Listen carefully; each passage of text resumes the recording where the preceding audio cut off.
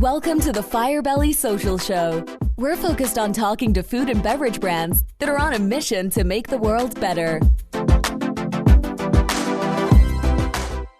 Duncan Alney here, and I'm with Chad Richards and Lauren Johnson, and we are the co-hosts of the Firebelly Social Show, where we talk with leading entrepreneurs and CEOs. And today we have Dr. Jeremy Weisz here of Rise 25, who has done thousands of interviews with successful entrepreneurs and CEOs. And we have flipped the script, and he will be interviewing us. Thanks for having me. And I'm excited about this episode because top things beverage brands should do to grow. And we're going to dig deep into it. I always wonder, like, I see them on the shelves, I see them online. What are they doing to get their word out? How did I even hear about some of these brands? So before we talk about that, this episode is brought to you by Firebelly. And at Firebelly, they make brands more likable and profitable through social media marketing. So they provide organic and paid social strategies along with influencer marketing to help you get ROI fast. And they were named one of the top 10 social media agencies in the world by Clutch. They just put out their update of the rankings, and they were ranked number 3 globally. And Firebelly's helped clients like Netflix, Qdoba, Fiji Water, and many others transform their social media marketing strategy. So if you want to establish your brand, expand your reach, get ROI, and as Chad would say, actually respond to your customers quickly, then you need to go to firebellymarketing.com, contact them, email them at hello@firebellymarketing.com, or call 317-557-4460. There's actual human beings on the other line that will pick up. Thanks, guys. And the first question is about, what are some of the beverage brands you've worked with? And why don't we start there? I'll jump in, and Lauren and I can tag this. We worked with Upland Brewing, Fiji Water. We just started working with Shadow Ranch Winery. We've worked with a tea company called Byron. What are some of the other ones, Lauren? Justin Winery, Landmark Winery, Hubbard and Craven, which is coffee, and 450 North Brewing. Are there differences between, let's say you have a coffee company and a wine company and a kombucha company, are there different beer company? Are there differences, or does this, what we're going to talk about, hold true with all the beverages, type of beverages? I'll quote Seth Godin here, who says, we drink the can, not the beverage. I'd like to take that a step further and say that, we drink the experience, not the beverage. So, and I think that's where the marketing becomes critical. And I think the only difference is, if we're talking adult beverages, we obviously have to be talking to those 21 plus, but overall what Duncan said. Who do you guys see as I want to talk about what the marketing should look like for a beverage brand, but who do you see as some of the up and coming brands in different categories that you are keeping your eye on or that you've tried and like? Yeah, I will talk. I'm a huge coffee drinker. I think all of us who work in social media are constantly drinking coffee. The one that really stands out to me is this little coffee roaster out of Costa Mesa, California, called Coffee Dose. It's fun and irreverent. I look forward to seeing their content in my feed. They just take it's hilarious. Like, I laugh out loud at some of the stuff they post. And then another one, of course, we could talk about Starbucks. Starbucks is huge. The thing I love about Starbucks, their content is just gorgeous. Without even seeing their logo, that it's a Starbucks piece of content, which I think is the branding is incredible. And another one, Stumptown Coffee Roasters, out of Portland, Oregon. They're available nationwide. Their Instagram feed just sets this vibe that I want to live in and be a part of. So I love that too. So I'm a coffee guy. So mine are, I'm looking at coffee all day. I'm a wine drinker. I love my coffee, but I'm a 1 cup a day. So I love some wine brands, and one is Aveline. It's actually a newer wine brand. That's Cameron Diaz is actually one of the co-owners, or she started the brand. The story behind it's really cool. So she was drinking wine with one of her closest friends, and they were like, "We've been drinking wine since we were 21.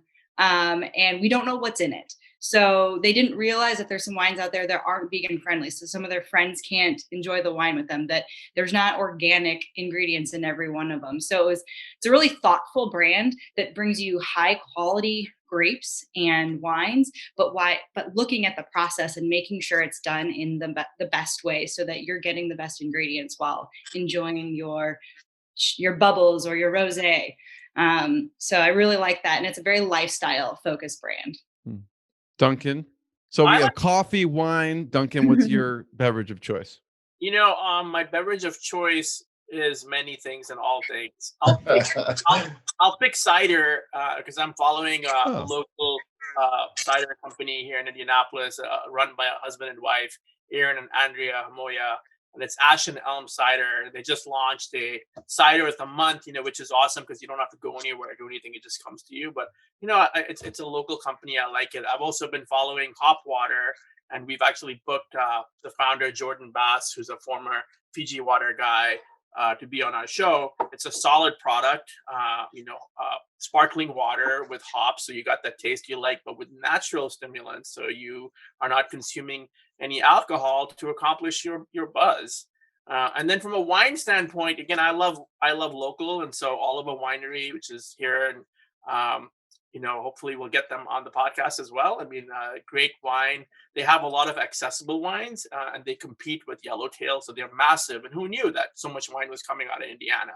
But they also have more sophisticated wines, for the more evolved palate. So those are some I'm looking at. But also on a coffee, Grounds and Hounds is amazing. Grounds and Hounds. Grounds and Hounds, because their coffee is all about saving dogs. And so everything is dominated with these moving pictures of dogs. And, I would like to have Grounds and felines, but it just doesn't sound as good. I think Lauren will probably start drinking more coffee now. Oh, yes, I will now, because I'm all about anything that saves the little puppers and doggos. Speaking of, Metazoa Brewing Company in Indianapolis also does the same thing. It's not just dogs, but a percentage of everything they have goes to some sort of organization that deals with animals. So it's just like interesting way to build your mission based on the fact that you want to make dogs' lives better because too many dogs are being euthanized. So he was like, I'm gonna start a coffee company to get this done. It wasn't like I'm gonna start a coffee company and give some money to dogs. It's like I'm gonna solve the problem by starting a coffee company. So it's a great example of what we look at Firebelly for a mission-driven brand. Yeah, and Chad, have you heard of Mudwater before? It's no. It's interesting. I came across them the other day, and it's this guy, and he shows up his glass, and people are like, what are you drinking? And he was someone who loves coffee, but wanted like an alternative at some point. So you should check out Mudwater. It's interesting. I saw like a YouTube video about it. Cool. My beverage of choice is kombucha. I love kombucha and GT's Health Aid. And I love all types of kombucha, but all brands. But those are a few of mine. Any other beer companies that people should look at their branding and what they're doing and their mission? I know you mentioned the cider company. Are there any others that we should talk about? Yes, I also like Rheingeist, which is out of Cincinnati. They have it's consistent. So I have never had a bad beer from them. And so I'm always excited to try whatever they roll out because I know that it is going to be great flavor. And I really like the artwork on the can. And I think that's super important for beverage industry. And especially I've noticed in the beer world, the artwork is a way to tell the lifestyle of the brand and give you an experience from the moment you see that. So I think they do a really great job with it. And I love supporting Midwest companies. So they do. And like, I'm not a beer drinker, but Rheingeist cans, like if I were a beer drinker, I was walking down the beverage aisle, that would be the one I picked. And it would just look cool sitting in my fridge. Like, yeah, I agree. Their packaging is awesome. It's got this cool, like retro vibe to it, but while being like modern. I love it. Yeah. So let's talk marketing for a second. So what should marketing look like for a beverage brand? So I'll jump in here. I mean, I think that when you look at it from a very, very high level, as a marketeer or a business unit leader who's got P&L responsibilities, I want both a combination of proof and revenue generation. And so when I talk about proof, I'm talking about awareness, engagement, all of that kind of stuff, so that someone sees it, they can see this is a live, active, busy community. And then the revenue generation is key, because let's face it, without the revenue generation, nothing else is happening, right? So those are the things I look at. But you in anything beverage, I think traditional does play a big role. Whether it's on premise or off premise, like traditional plays a big role. So Yeah, talk about that for a second. What do you mean by traditional? anything, I guess in my very hyper focused world, anything that's not digital is traditional. So whether it's signage or Hmm. in store promotions and print ads and billboards. I mean, billboards are actually incredibly effective for Really? Okay. beverage brands. So they're incredibly expensive too, but they are expensive. You can't track the crap out of them, but they are effective from a hypothesis standpoint. So, but I think that when you drive down to it, you want to bring people together and help brands find their tribe, right? So I know there was a video we did recently about some work we did for Upland, and the comment that the brand manager made was like, Firebelly took our interests and our personality types and brought those people together. Hmm. So we help. You want your social to help you to find your people. Yeah, totally. I mean, I could see when you're each talking about what you like, people are passionate about these things. They're passionate about what they drink, whether it's coffee, wine, beer, whatever it is. Yeah, because I get really intimidated. Like if I'm in the grocery store and you're down, I mean, it's such a competitive space, and there are so many different brands of bottled water, different coffees, different beers, different wines. Like I just sometimes you just don't know where to start. So, it's some good old fashioned word of mouth. Some friends make some recommendations. I may see they posted something on Facebook or Instagram or Twitter. And I think the nice thing too with specifically social media, and just because Facebook, these channels know everything about us because we share everything about our lives on social. These brands are really able to target the right people. So if it's, they can know Lauren is a a wine drinker and a dog lover. You plug those in, and we can reach, for that, our brand is about that. It's really easy to, like Duncan mentioned, to reach your tribe and find those people. Whereas, billboard is hit or miss. A newspaper, mail is hit or miss. But if we want to reach dog loving wine drinkers, it's really easy to do so on social media. That's a really great point, Chad, especially if you want measurability, right? And accountability. It's like, I know that maybe a billboard works really well, but if I'm spending $5,000 a month, then I want to know, like, who is it working with specifically, right? So I can replicate the success. So I'm not dissing billboards, but I'm saying like modern marketeers want, replicability or repeatability, I guess. Mhm. Yeah. Yeah. I mean, if you think about it, like one out of every 100 person that passes by that wine helps dogs billboard, and there's only one Lauren that drives by, as opposed to Facebook, you're like, oh, we just put this in front of like 10,000 Laurens today. Right. Yes. Although there is only one Lauren. Point taken. So what can social media do for a beverage brand? So now we talk about traditional versus social. What should people be thinking about as far as social media goes? So I want to actually, this has to do with this, but touch on something that Chad said about when he's in the grocery store and he just sees all of these brands and he doesn't know what to go for.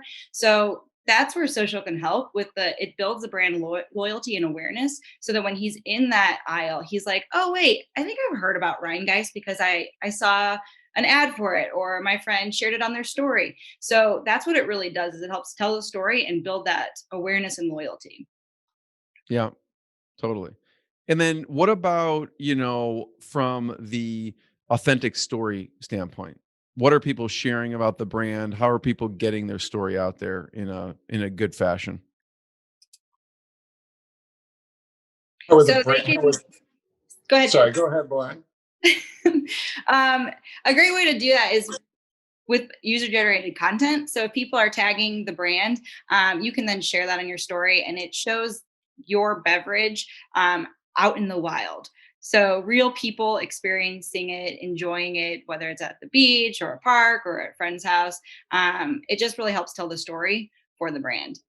I think Well, we I've seen. Go ahead, Chad. Duncan measured measurability, and that's huge. It's just an amazing thing that we're able to tell our clients, the specifics of, we've reached this many of the specific audience. But there's also, unfortunately, a side of it that social media does more than we can ever tell or share with our clients, because there are so many times where I've seen a friend post a story on Instagram with a drink. Maybe it's a new beverage that a coffee shop has rolled out, and social media is not going to get credit for me going immediately, dropping everything and driving to buy that because I thought it looked good. There's no way for brands to measure that, but I know it happens because I know just myself. So many times I will see something. I'm not clicking on a link. I'm not, saying I'm going to come in right now and buy that, but I drop everything and I go buy it.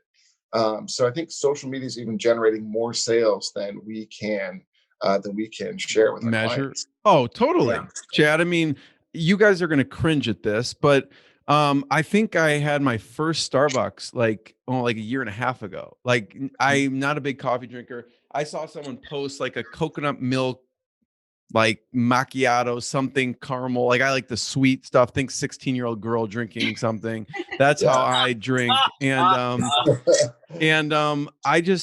wasn't, you can't measure that. I just saw someone post it. I'm like, oh my God, I'm going to get a Starbucks for the first time. So totally agree with you on And that. did you love it? Did you love I it? loved it. Loved it. Yeah. Yeah. Chocolate, coconut milk. I mean, what else do you want? And I do want to talk about, you mentioned new products. How can social media help new product releases for a company? So I think that social media acts as a great way for like a focus group. So you can release a new product and see how people react to it right away, get immediate feedback. Obviously, they can't taste it in that, but you can see if people are like, ooh, I'm really excited for that flavor profile. I know in the beer world, people are like super pumped about different flavors like pumpkin, chai, coffee, blonde, whatever. So they're like, ooh, that's really exciting. What are the hops like? What's the ABV? So that's a really great way to get immediate feedback. It's also a great way to say like, hey, what flavors would you like to see? And then if you constantly hear the same things, then you can take that to the research and development team. And maybe that's something that you're going to try in a new release. Yeah. Yeah, and I think the nice thing too is just the interactive nature of social media. Whether it's a beverage brand or all brands, you get instant feedback. It's you send something out or you post it and you wait, and people they let you know if they love it or they hate it or if they have recommendations for improvement. And it's as simple as just posting consistently, and not just posting too, but asking questions, like soliciting feedback. People want to give their feedback. So I think actively soliciting feedback, and then there's all kinds of fun ways you can engage with people too, with stories and different stickers and things like that. So it's nice to be able to get that instant feedback from customers or prospective customers. Well, Chad, talk about, since we're on that topic, best practices for responding, because I know you're a big proponent of like people put something out there and maybe never respond to the people Yeah. who are actually commenting. So talk about that.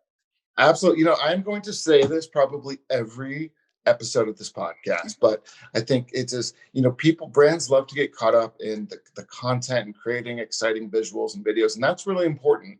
But on the flip side, you have to be responsive too. So there's, your customers, they're going to be asking questions about releases, like Lauren mentioned, flavors, different things. They may have complaints. They may have had a poor experience. And so it's so important to be responsive. And in addition to posting, you're also responding to people that are messaging you or commenting. Because like I've been saying, not responding is a response, and it says you don't care, and no one wants to feel like no one wants to feel unheard, or that the brand doesn't care about them.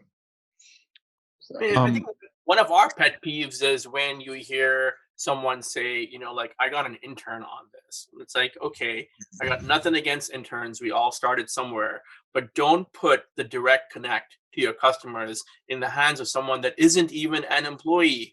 Like, let's give that important job to someone who really knows the brand, whether it's internal or external, but put it in the right person's hands. Like, don't put that first impression in the hands of someone that doesn't even have a sense of being franchised within the organization, right? That's totally true. Like, I think I talked to 2 people yesterday, like, oh, my niece is on that or something. Like not even, forget about even intern. They're not even part of the company. Like, hey, you kind of know social media. Why don't you handle my channel, right? You do TikToks. Like, yeah, makes you an expert. I mean, I say when it comes to nieces and nephews, and like extended family like that, put them on the Christmas list. Don't put them on social media for your brand. It's just ridiculous. Yeah. End of brand. Metrics for a second. Stay tuned for you our see this all the day. I mean, you probably see this all the time, right? I mean, I think that there was a time recently when Lauren and her team were handling something like 5 to 10,000 responses on a monthly basis, and we were tracking response time, which we improved significantly for the particular brand, and we were also tracking like who was responding, how much were they responding to, and not just numbers but also insights. So were there like out of the norm questions or out of the norm comments, or product ideas, or consistent problems that needed to be escalated to internal management. So I think that customer experience is a significant part, if not its own part, of social media and its use cases. Like, it's part of social media marketing, but customer experience is everything, right? You got a shitty customer experience, it's going to spread. Let's talk more about metrics. So customer, obviously, response time, your response time, that's a metric. What are some other metrics that brands should be looking at?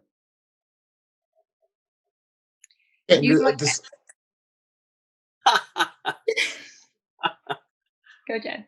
It's yours, Lauren. You can look at traffic, engagement rate, and total engagements on a post.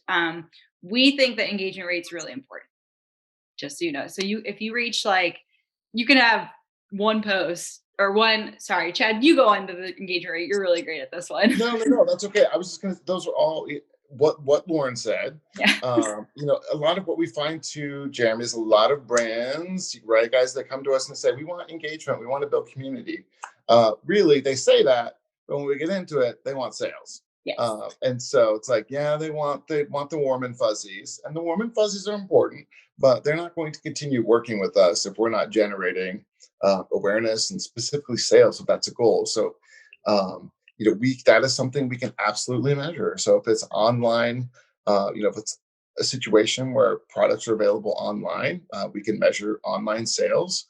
And the same thing too with various promo codes and offers and social media magic. If it's in-store sales, there are ways that we can track that as well. Whether you look at the customer journey or whether you look at the funnel, which are both valid ways of looking at the journey that people go on with marketing, there are metrics for each phase. So if you look at the funnel, there's metrics for awareness, there's metrics for engagement, there's metrics for trial and consideration, there's metrics for conversion, and there's metrics for advocacy.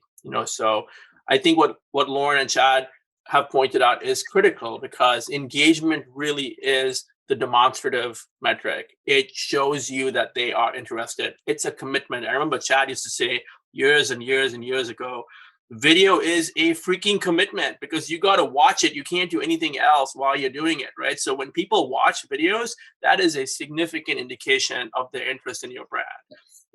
Retarget those people, so if they watch 50%, send it to them again or send them the second video. That's active engagement. Speaking of video, the role of content for beverages. It's critical. It's everything. And the other thing is I think is underutilized is influencers. What's some examples of people using influencers? Yeah, so I think we did a national rollout for a sours brand where every time they went into a new market, I mean, they knew they have so little lead time to them hitting the ground in the market that you couldn't do anything with traditional PR or even ads. And so we'd have influencers lined up, lifestyle influencers and craft beer influencers would be lined up, ready to go to the tasting and meet with the people and then talk about it. And there were hundreds of thousands of impressions and tens of thousands of engagements that happened. And the way they measured it were people going into these key locations and asking for their drinks. So I think that it's about lifestyle, really. When you think about your earlier question with what role should content play, because whether it's coming via an influencer who hopefully you trust and you follow and has great credibility, how does that content fit into your vision? Can you see yourself in the content? Does it match up with your lifestyle? And then also, can that content trigger some kind of a buying decision? Whether it's purchasing something or getting on the email list. So we try to kind of like just overlap social again with these buying journeys and with these sales funnels. So it's not just for the sake of getting in front of people. We have to, with social, trigger some kind of an action. That is the whole point. I want to talk lastly is, so a beverage brand, wine brand, coffee brand, beer brands listening, what's the next step that someone in the beverage industry should, if they're listening, what step should they take next? I think it's starting out with just having a clear look at what you're doing. And you've heard us talk on this show today about some of the things you should be doing. Are you doing some of those things? Start with an audit, and just go down the checklist, a mental audit, or as Chad would say, hire Firebelly to do an audit for you, so we can give you some educated perspectives on what you're doing and not doing. And from there, I just go down the funnel. What are you doing with content? What's your engagement look like? What are people saying about you? How much negativity is there out there? Is it addressed? Is it not addressed? And can you tie any actions directly back to social? And typically if you can't tie it back, it isn't that social isn't doing its job. It's that your attribution channels are not sophisticated and set up. It's very easy to say, right? What's the ROI on that? Well, can you track it? Are you set up to track it? So I think those are the kinds of things, it's easy to blame your marketing team. It's easy to blame your agency. Like, well, you didn't generate anything. Well, I didn't have the right tools, right? So give me the tools, and then ask that question as a brand manager or as a leader. Do you have the tools to measure all the activity that you're generating, right? You have you tell everyone you're having a party. They get to the party, there's no one handing out drinks, there's no food, and there's no way to sign up for the next party. Do you blame the people that created the noise, or do you blame the infrastructure that's not tracking in what's happening? So it really, I think it is like a very complex puzzle, but start there. And I would say too, don't beat yourself up. If your social media is not performing or you don't know how to measure it, it's not what you do. It's what we do. So keep making your amazing beverages, and we count on you. We look to you for those. And bring it to the pros in the social media world. We can take care of that for you. And also, don't drink and tweet. That's the new Firebelly marketing t-shirt we're gonna send to all the customers. Go to firebellymarketing.com, email them at hello@firebellymarketing.com. Thank you all. Appreciate it. Thank you. Bye-bye. Thanks for listening to the Firebelly Social Show. We'll see you again next time, and be sure to click subscribe to get future episodes.